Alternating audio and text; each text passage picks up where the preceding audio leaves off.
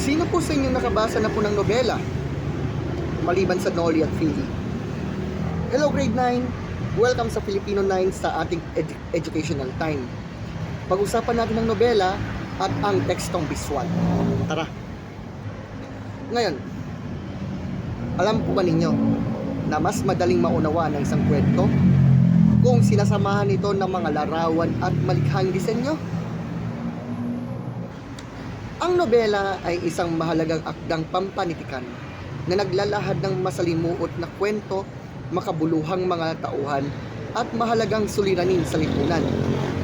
Sa pamamagitan ng nobela ay papahayag ng may akda ang kanyang mga pananaw, damdamin at mga aral na nais niyang maibahagi sa mga mambabasa. Siyempre bukod dito ang tekstong biswal dahil yan ay kasama sa ating paksa ngayon, no? Isa itong uri ng teksto na gumagamit ng mga larawan, disenyo, kulay at iba pang mga biswal na elemento para ipahayag ang mensahe.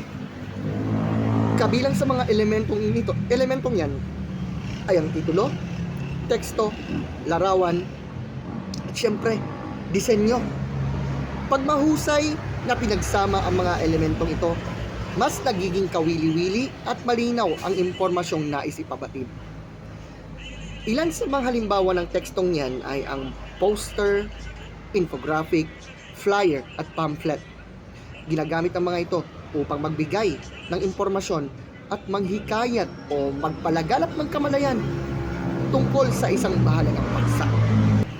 Ngayon, pag-usapan natin yung nobela ni Benjamin Pascual na ang pamagat ay Ang Lalaki sa Dilim. Isa itong nobela sa panahon ng kasarinlan na tumatalakay sa mga suliraning panlipunan, diskriminasyon, paglabag sa karapatang pantao at ang mga bunga ng maling pasya ng tao. Pag-usapan natin yung mismong buod nito bilang bahagi ng ating pagtalakay.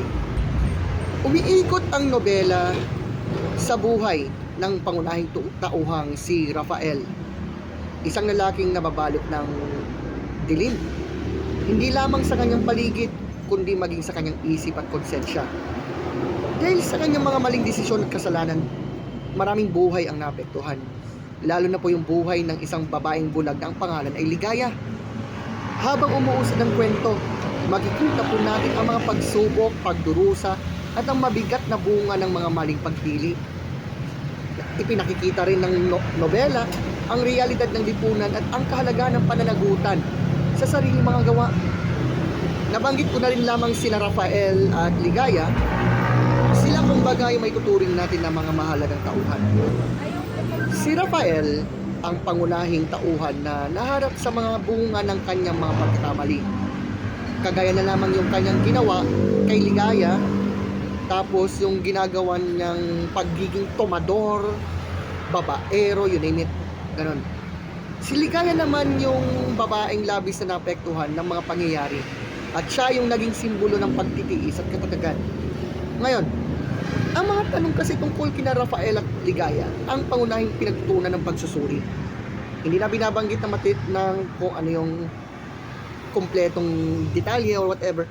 Subalit, mahalaga po na napag-uusapan yan dahil yung mga nangyari doon ay nangyayari pa rin hanggang ngayon. Ngayon, moral na aral ng nobela. Itinuturo sa atin ang lalaki sa dilim na ang bawat maling desisyon ay may kaakibat na pananagutan at bunga. Hindi maaaring takasan ang konsensya nito at ang epekto ng mga ginawa sa kapwa mo tao.